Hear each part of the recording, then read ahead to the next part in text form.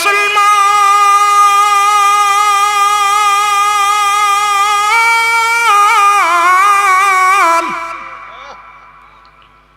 চাচাই কয় বাতিদারে আসল টাকা পেয়েছে, হয় পোশাক ছাড়ো না হয় কালেমা ছাড়ো, হয় পোশাক ছাড়ো না হয় কালেমা ছাড়ো।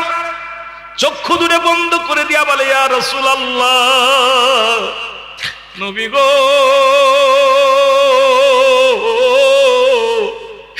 আমার নালিশ আপনার কদমে, আমার নালিশ শুধু আপনার কদমে গো নবী। নবী গো, জীবনে আপনাকে দেখি না, আপনার আমার মাওলারে আমি দেখি নাই, না দেখে আমি আশিক পাগল হয়ে গেছি। নবী গো, আজকে বলে দাও তুমি, আমি পোশাক ছাড়বো নাকি ছাড়বো, আমি জীবনটা দিয়া দিবনি। ইলহামের মাধ্যমে শুনতে পাই, এ বাবা, পোশাক ছেড়ে দে, পোশাক লাগবে না, যাকে ছাড়লে হবে জাহান্নাম, অন্তর ঠিকানা। এই দুনিয়ার সব ছেড়ে দে রে হুজ্জাব, তবু কালেমা ছাড়িস না, নবীর তরিকা ছাড়িস না। হুজ্জাব এই আওয়াজটা কানে কে যেন বলছে, সঙ্গে সঙ্গে পণ্যের কাপড়টা ছেড়ে দিয়া পাগলের মতো কাঁদতে কাঁদতে রয়ে দৌড়া হয়ে গেছে। ইয়া রাসূলুল্লাহ, ইয়া হাবিবাল্লাহ, বলো ইয়া রাসূলুল্লাহ, আরো জোরে বলেন ইয়া রাসূলুল্লাহ। অগো পাই যদি নবী গো আপনার দিদার, মৌতের যন্ত্রণা থাকিবে না আমার, দয়া যে করিয়া দিয়েন গো দিদার, দয়া দিয়েন গো দিদার। ইয়া রাসূলুল্লাহ, ইয়া হাবিবাল্লাহ, বলো ইয়া রাসূলুল্লাহ। ওগো মাতা পিতা যাহাদের অন্ধকার কবরে, দেখেন গো নবীজি মায়ারি নজরে, মাতা পিতা যাহাদের অন্ধকার কবরে, দেখেন গো নবীজি মায়ারি নজরে, তরায় মিজানে কঠিন বিপদে, ইয়া রাসূলুল্লাহ। আমার ভাইরা জোরে জোরে, ইয়া রাসূলুল্লাহ, ইয়া হাবিবাল্লাহ, বলো ইয়া রাসূলুল্লাহ, ইয়া রাসূলুল্লাহ। আমার মৌতের নিদান কালে থাকিয়া নবী গো আমার শিওরে, দেখিব আপনাকে আপন নজরে, দেখিব আপনাকে আপন নজরে, ইয়া রাসূলুল্লাহ, ইয়া রাসূলুল্লাহ, ইয়া হাবিবাল্লাহ, বলো ইয়া রাসূলুল্লাহ। এ দুনিয়ার মুসলমান,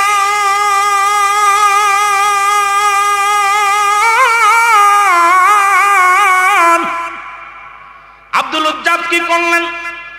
পণ্যের কাপড়টা খুলে দিলেন, দিয়া দৌড় শুরু করে দিলেন, দৌড়ে চলে গেলেন মায়ের কাছে।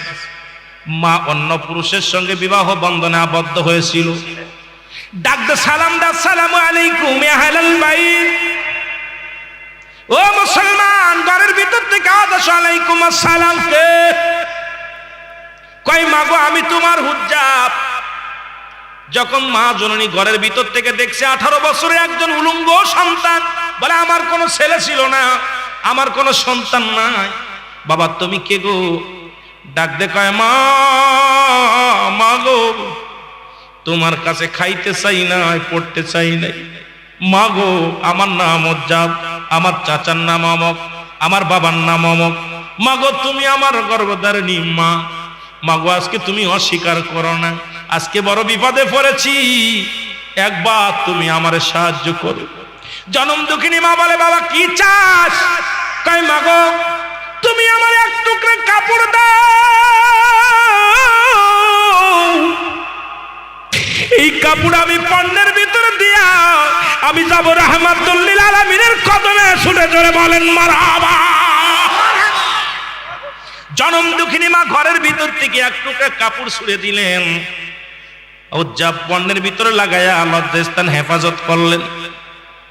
ডাকা পরে মা ঘরের দরজা খুলে ডাক দেয়, বাবা হুজ্জাব, তোর আজ 10-12টা বছর আমি দেখি না, একটু তাকা, আমার দিকে তাকা। হুজ্জাব কামদার বলে, মা রে আমার পিছন থেকে ডাইকো না, যে নবীরে ভালোবাসার জন্য আমি খানা ছেড়ে দিছি গো মা, যে নবীরে ভালোবেসে আমি সম্পদ হারাইলাম গো মা, সেই নবীরে ভালোবেসে আমি পণ্যের কাপড় পর্যন্ত ছেড়ে দিছি। সেই নবী মুহাম্মদুর রাসূলুল্লাহ সাল্লাল্লাহু আলাইহি ওয়াসাল্লামকে না দেখা পর্যন্ত পৃথিবীর কোন বাধা আমি মানব না। জনম দুঃখিনী মা ডাকতে বলে, বাবা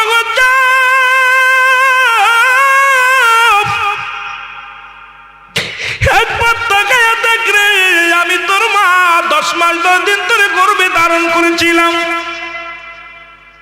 তোকে আমি লালন পালন করেছিলাম, একবার তুই মায়ের দিকে ফিরে তাকা। কয় মা গো অপেক্ষা করো, আমি আসছি, আমার রাসূলের চেহারা দেখে আসি। যে নবীর ভালোবাসা আমি সব ত্যাগ করেছি, আমার জানটাও আমি ত্যাগ করতে পারি, কিন্তু নবীর কদম ছাড়া বাঁচব না, নবীর কদম ছাড়া বাঁচব না। জোরে জোরে চিল্লায়া বলা যাবে না আল্লাহু আকবার। উজ্জাব চলে গেলেন রাসূলুল্লাহর দরবার শরীফের দরবারে, নবীজির দরবারে।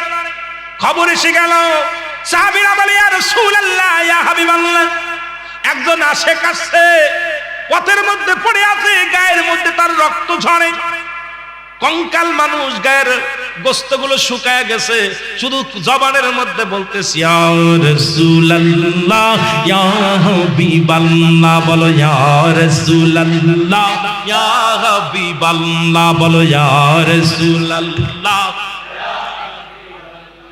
ইয়া রাসূলুল্লাহ, ইয়া হাবিব। এ দুনিয়ার মুসলমান, আমার নবী বলে চলো জলদি করে তারে আনো। নবীর কদমের মধ্যে আনা হলো, নবীর সামনে দাঁড়াইলেন। উজ্জাব যায় নবীর কদমের মধ্যে পড়ে যায়, চুমা লাগাইলেন। নবী গো, ও মায়ার নবী, আপনার কদমে চুমা দিয়ে আমি দুনিয়ার সব সুখ পেয়ে গেছি, আমার আর কোনো দুঃখ নাই, আর কোনো বেদনা নাই আমার। নবী বলে, বাবা তোমার এমনি কেমনে হলো বলো। বলে, নবী গো, আপনাকে ভালোবাসার অপরাধে আমি খানা ছেড়ে দিছি, আপনার অপরাধে, আপনাকে ভালোবাসার অপরাধে আমার সম্পদ থেকে আমার চাচাই বঞ্চিত করছে, আপনাকে ভালোবাসার অপরাধে আমার পণ্যের কাপড়টা পর্যন্ত ছিনাই নিছি। নবীকে হাজারো যন্ত্রণা, হাজারো দুঃখ আমি ভুলে গেছি আপনার কদম মোবারক পায়া। আমার নবী বুকের মধ্যে টান দিয়ে নিয়ে বলে, আমার বুকের মধ্যে আমি নবী তোরে কালেমা পড়াই দিলাম, আজ থেকে আমার দায়রায় তোরে জায়গা করে দিলাম, আর আজ থেকে তোর নাম আব্দুল হুজ্জাব নামে আমি নবী তোর নামের টাইটেল দিয়ে দিলাম। জোরে জোরে চিল্লায়া বলেন মারহাবা।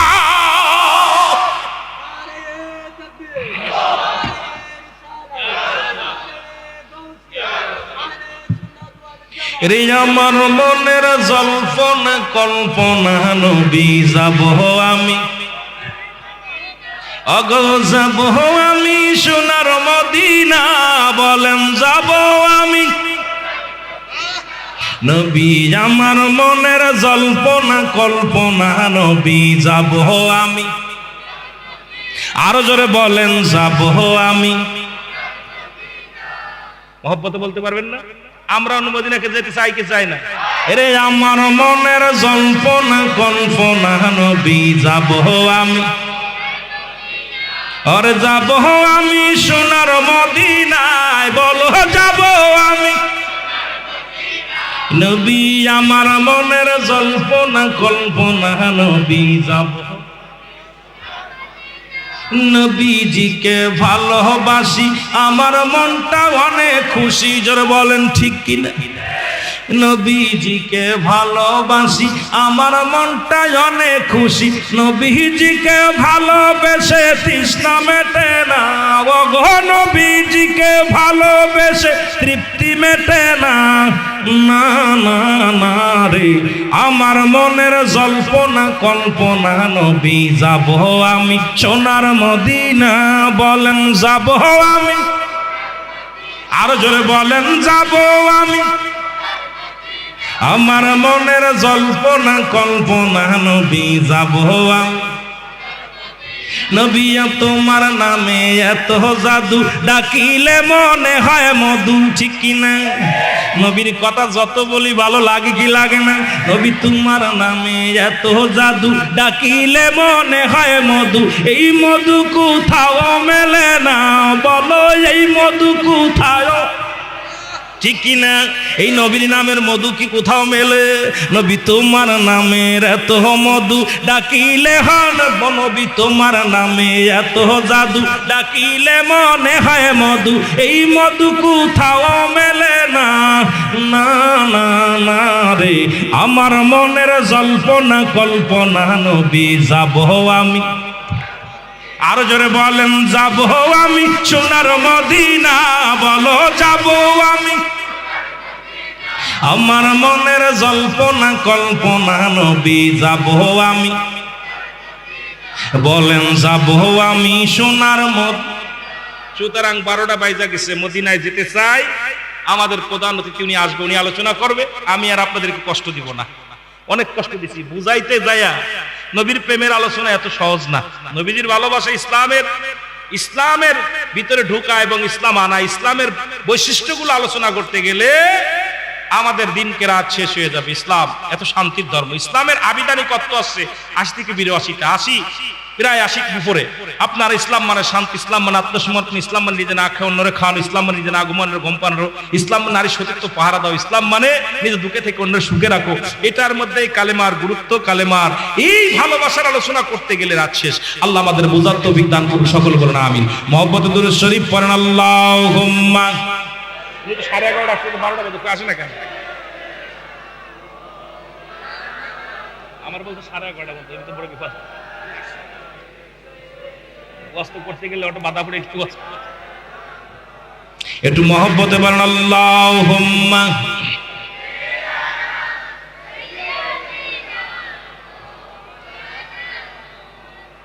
ভাইজান একটা কথা বলি, আজকে আমার মন চাইছিল যেদিকে আজকে আমাদের আসলে সাবজেক্ট ধরার কারণে আমি অন্যদিকে চলে গেছি, কিন্তু আসলে আমার মন চাইছিল আজকে এই হযরত মহসিন আউলিয়ার কিছু কথা বলবো ওলি আল্লাহদের বিষয় নিয়ে। বাংলাদেশ ইসলামাঞ্চল আল্লাহর ওলিরা এক দেশে আসছে নবীগণ, এক দেশে আসছে ওলিগণ। বাংলাদেশের জমিনটার মধ্যে অসংখ্য ওলি আল্লাহ আগমন করেছে, যাদের যাদের এই প্রসেসটায় আমরা ইসলাম চিনেছি, জোরে বলেন ঠিক কিনা? কিন্তু একদল দেখবেন মুখে বলে শাহজালালের বাংলাদেশ, শাহপরানের বাংলাদেশ, শাহ মহসিন আলীর বাংলাদেশ, ঠিক কিনা? কবুল করো আল্লাহ। এরাই কিন্তু আবার বোমা মারছে, জোরে বলেন ঠিক কিনা? সাবধান হয়ে যান।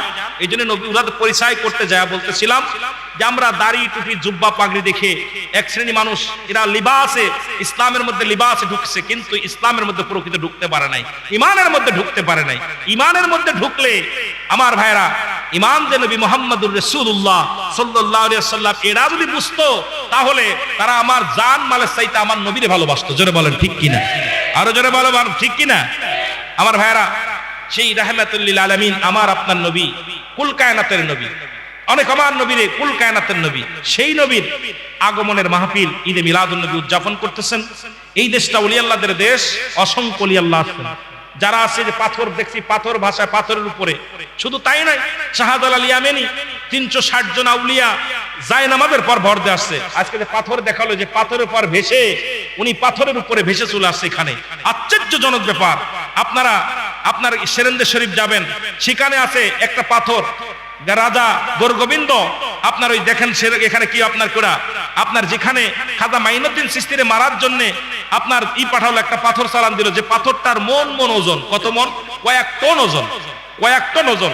সেই পাথরটা আপনার গৌসে পাক আব্দুল কাদের জিলানী, খাজা মাইনুদ্দিন চিশতি, এই চিশতি কি করলেন? ওই পাথরটাকে ইশারা করলেন, পাথরটা কিয়ামত পর্যন্ত ঝুলে আছে। সুবহানাল্লাহ বলেন না? আরো জোরে বলেন। খুঁটি নাই, দড়ি নাই, রশি নাই, ঝুলে আছে আল্লাহর ওলিদের ইশারায়, হাতের ইশারায়। যেমন আপনার মাকাম ইব্রাহিম, একটা পাথর আমরা যেটা চুমা দিই মক্কা মদিনা যারা হজ করতে গেছেন, এই পাথরটা যেমন ঝুলন্ত আছে, ঝুলন্ত আছে, কিয়ামত পর্যন্ত ঝুলন্ত থাকবে। যে পাথরের উপরে ওইটা এই কাবা শরীফের নকশাগুলো কাবা শরীফে ঘুরে ঘুরে কাজ করতে দেখছে, সেই পাথরখানা ইব্রাহিম আলাইহিস সালাম যে পাথরের উপর পা রাখছিল, সেই পাথরখানা কিয়ামত পর্যন্ত এরকম দেখেন ঝুলে আছে। আজকে যে পাথরখানা দেখলাম বড় আশ্চর্য হয়ে গেলাম, এটা সেই পাথর না। নবীদের ওলিয়া মক্কা মদিনার ধুলাবালিতে চুমা লাগাইলে জীবনের গুনাহ ঝরে যায়। সুবহানাল্লাহ বলেন, আরো জোরে বলেন। ওই পাথরে চুমা খাইলে গুনাহ ঝরে যায়। আর বাংলাদেশের পাথরে চুমা খাইলে সিনার গন্ধ কয়। কিসের গন্ধ? কথা কন না কেন? কম আপনাদের রেল স্টেশনে, এই চট্টগ্রাম রেল স্টেশনে যে পাথর আছে, এই পাথর আর সেই পাথর এক না। আজকে যে রেলে বড় বড় পাথর আছে, সেই পাথর আর খাজা মহসিন আলীর এই যে পাথর, রাত আর দিন পার্থক্য, জোরে বলেন ঠিক কিনা? দেখলাম পাথরকে চুমা দিতেছে, আমু চুমা দিছি, মজা লাগছে। আল্লাহ যেন আমার মনে তৃপ্তি মিটছে, ভালো লাগছে। আপনারাও ওলি আল্লাহদেরকে সম্মান করবেন, ইজ্জত করবেন, এই আশাবাদ রেখে আমার অসমাপ্ত আলোচনা ইতি করলাম। আসসালামু আলাইকুম ওয়া রাহমাতুল্লাহি ওয়া বারাকাতুহু।